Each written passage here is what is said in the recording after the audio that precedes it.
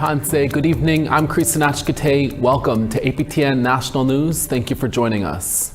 First Nations leaders from across Canada will meet virtually next week to discuss the Liberal government's proposed new legislation bill C-5. It aims to fast-track development projects deemed in the national interest.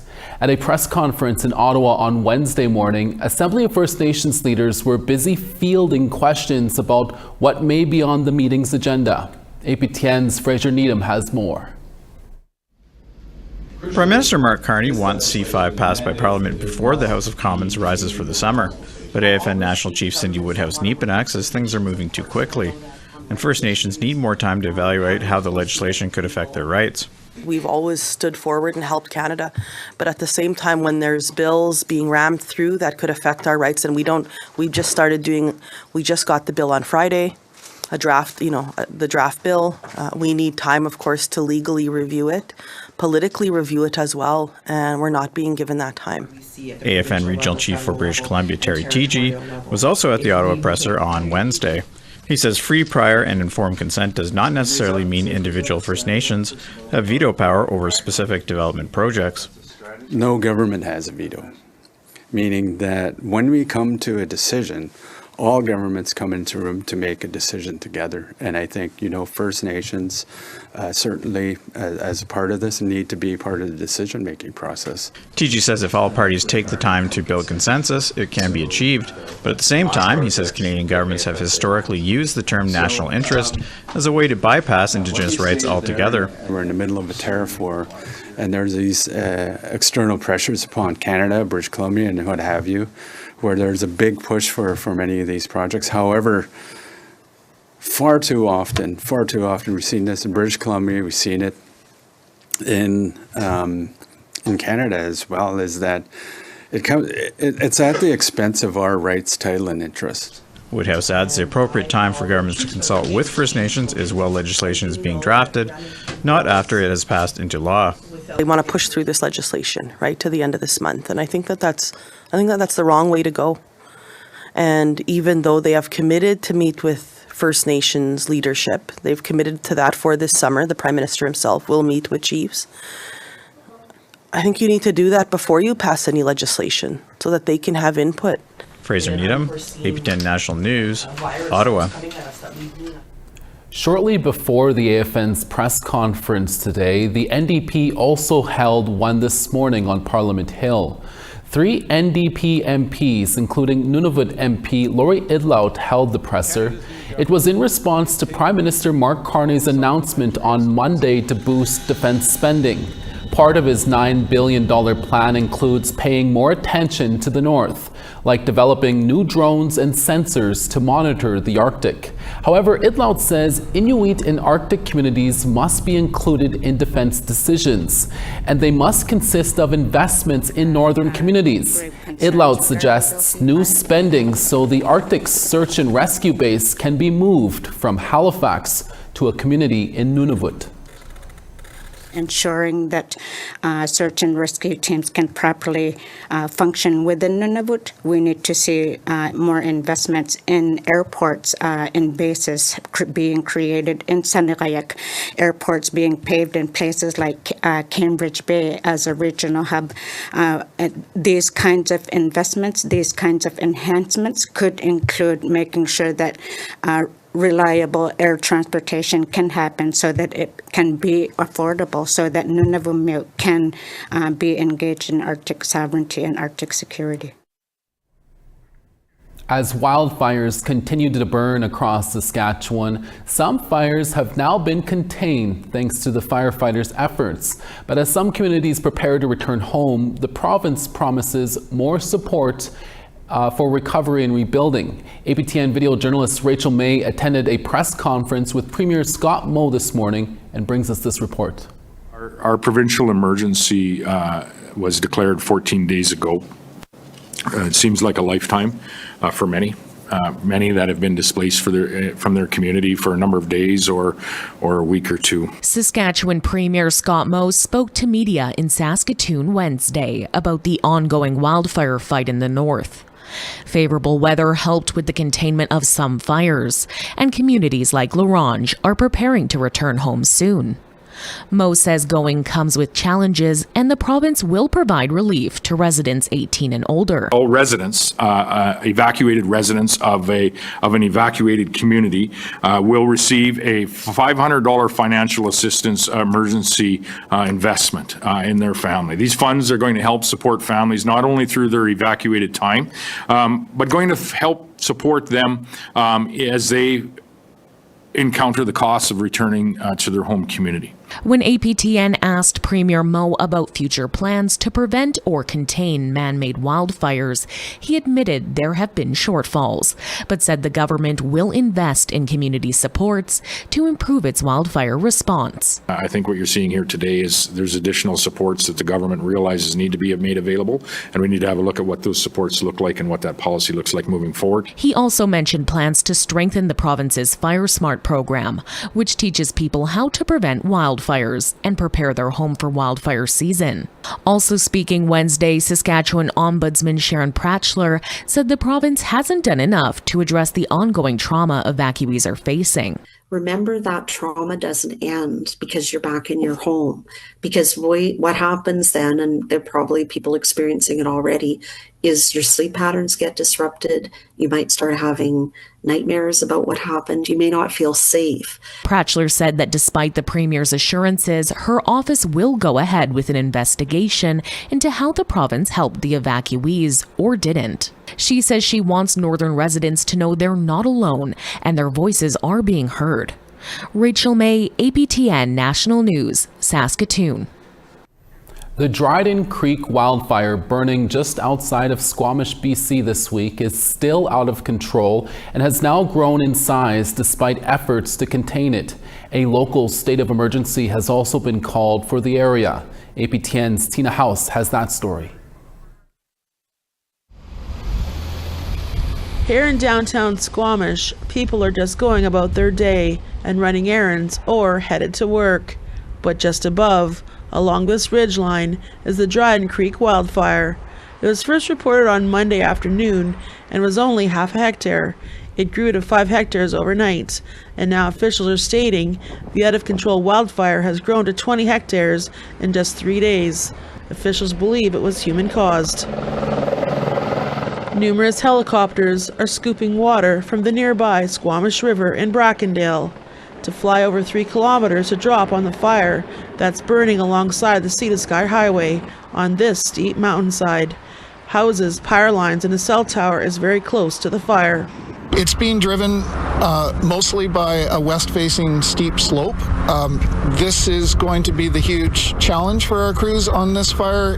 There's going to be places that are inaccessible to work, which is going to make this a drawn-out event. Wilson Williams of the Squamish Nation joined us by Zoom and says Mother Nature might just be on their side at the moment. You know, a little bit of relief because the winds are blowing away from the homes and residences. Especially away from the reserve lands and our villages. But there's an evacuation alert for 100 plus homes right now that are up in the mountain area where the fire is. And Larry and Vera Douglas are some of those that have received the alert. They've lived here in this house they built since the early 1980s and says it would be devastating to lose their home and neighborhood if the fire somehow changes direction. And this home style was the very first home style that was built within the Squamish Nation territories, all territories. And this is my wife's TV room. We each got our own separate TV rooms because I'm not into her shows and she's not into my war shows that I like to watch. They raised their family here and say they are just not ready to leave it. I'll grab all our family photos. Right, and our important papers, of course, right, and some clothes, right. Try to take what we could, and wouldn't be very much. Of course, I'd like to get the vehicles out of here, the Harleys, of course, and the Hummer and Vera's car on the side. The Jeep. And as much personal things that we can gather, you know, like family mementos and things like that. In my heart, I want to stick it out. You know, I don't want to leave. I don't have that even in my mind to leave. I want to stay right here. But if the current evacuation alert becomes an evacuation order, the Douglas family would have to leave as soon as possible.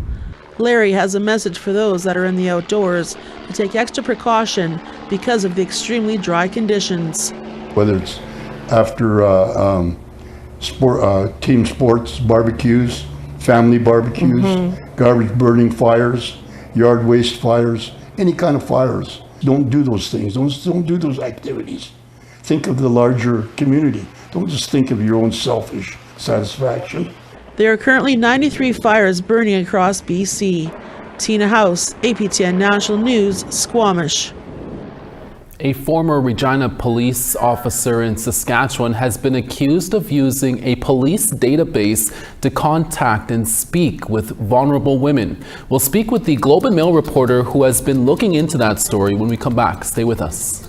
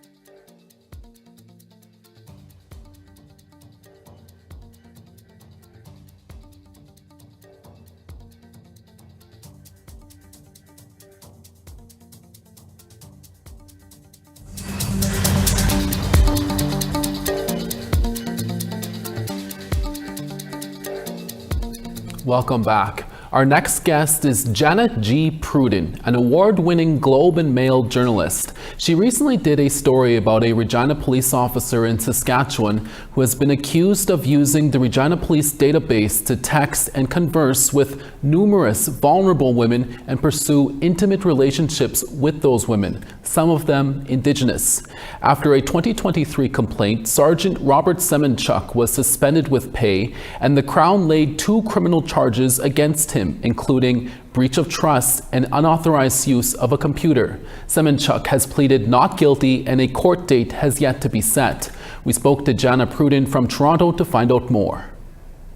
Jenna Pruden, thank you so much for speaking with us. Your latest story you did in the Globe and Mail is about a former officer with the Regina Police Service. Can you tell us what you found through your investigation about this officer?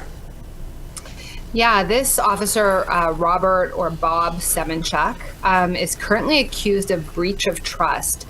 And those charges relate to at least 24 women, although a source has told me that it's 30 women, who he's accused of, in some cases, I guess, finding them through computer systems after they had interactions with the Regina Police Service, say for domestic violence, or one when the police were called because she was suicidal.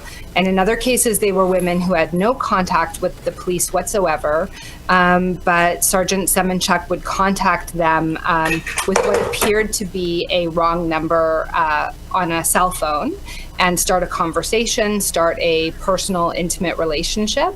And none of the women knew he was a police officer. They knew him under false identities. Some knew him as Jay Lewis, some knew him as Steve Perkins, and as a contractor or in construction or in finance, not a police officer at all. Quite a considerable amount of women. Are you able to say how long he did this for? Yeah, so the breach of trust and misuse of a computer database charges before the courts, the longest back allegation dates back to 2011, and they go essentially to the time that his phone was seized after a woman came forward to professional standards and made a complaint against him, and that's in the spring of 2023. That's the woman, Kay. Jenna, you mentioned in your story some of the victims were Indigenous. What has been the general reaction from them regarding all of this? Yeah, the first woman who came forward, and she's an extremely courageous woman, I think, to take on the police. And, you know, being an Indigenous woman in Regina, she never would have dated a police officer. So obviously has been a traditionally pretty difficult relationship and distrustful relationship. So she never would have gotten involved with a police officer. She came forward because she knew that this was wrong. And it was really her investigation. She started to get a little bit suspicious. They had a relationship on and off for 5 years, and she started to get suspicious. She put his picture into a very advanced reverse image search, was able to identify him, and then since then they've identified at least 23 other women, and we believe more.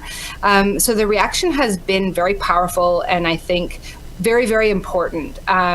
You know, I've heard from a former police officer from the Regina Police Service who has hinted that, you know, this is a much bigger problem. Many of us may consider that it's even goes beyond this man and this woman.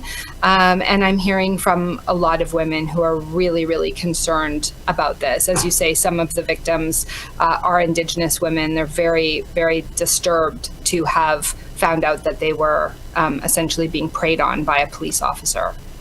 And Jana, can you talk about some of Semenchuk's career? I understand he won many awards for his years of service. Yeah, you know, we don't know too much about his career. The police haven't told us much, except that he was involved in undercover operations, investigative units that used plain clothes. He did win the Governor General's medal for meritorious service. And, you know, that's one of the things when Kay, this main woman who came forward, the first woman who came forward, that's one of the things she said to me is like, you know, who was I? I'm this Indigenous woman in Regina, and here he is. He's this award-winning police sergeant. And that was part of, I think, what makes it the power imbalance so large and made it so intimidating to go up against him.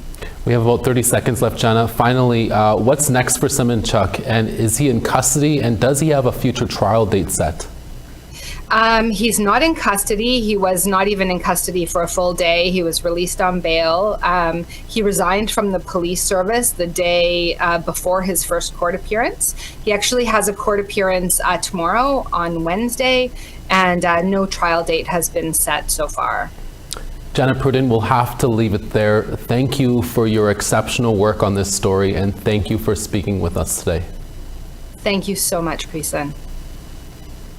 Next up, we'll speak with an Indigenous business leader who turned her coffee dreams into a reality. We're back in less than 3 minutes. Stick around.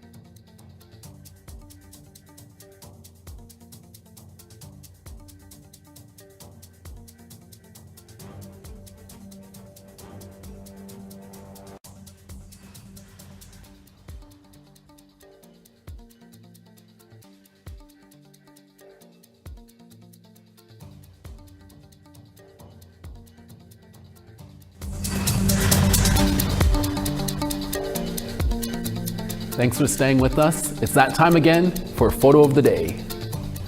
This is the world's largest tomahawk, and it's located in Cut Knife, Saskatchewan, located just 4 hours northeast of the world's tallest teepee in Medicine Hat, Alberta.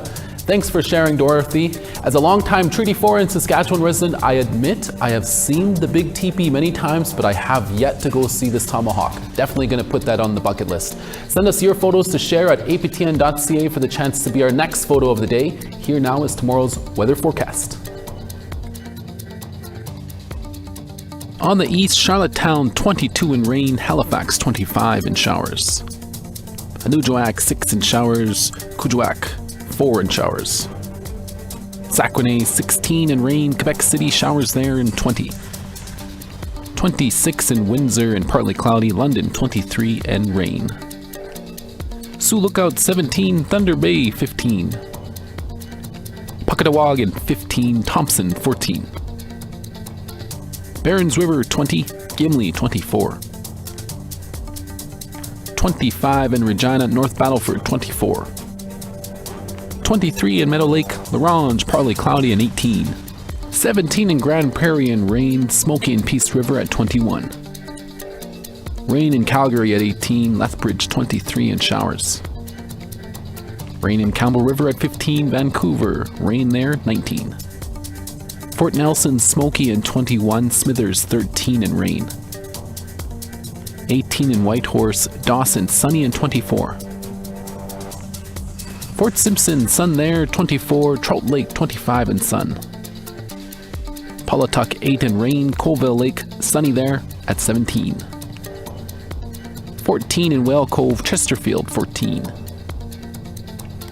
And Resolute, 0, Iqaluit, 8.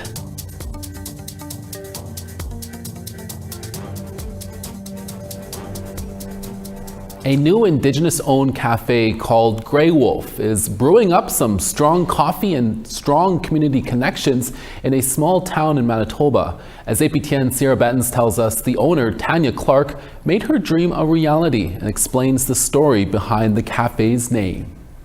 When Tanya Clark remembers her late father, George Buddy Clark, he's sitting with his grandkids with a hot beverage in his hands. He would always come and sit and have his tea, and I say tea because he would tell everyone that it was tea, but it was actually coffee with sugar.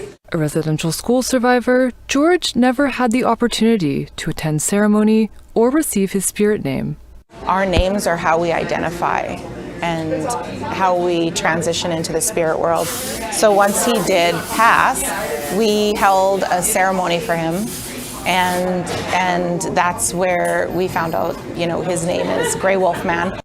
Today, his daughter is honoring his legacy by launching the Grey Wolf Cafe in Dugald, Manitoba. Since its grand opening this weekend, the cafe has been the talk of the town, located just outside Winnipeg. We had a lineup throughout the door all day long until we locked the door at 4. The menu offers locally roasted coffee, sweet treats baked by Clark's mother-in-law, and fresh Bannock breakfast sandwiches. We had Dana Constant come in, who's a Red Seal chef from York Factory First Nation, and she put the entire kitchen together.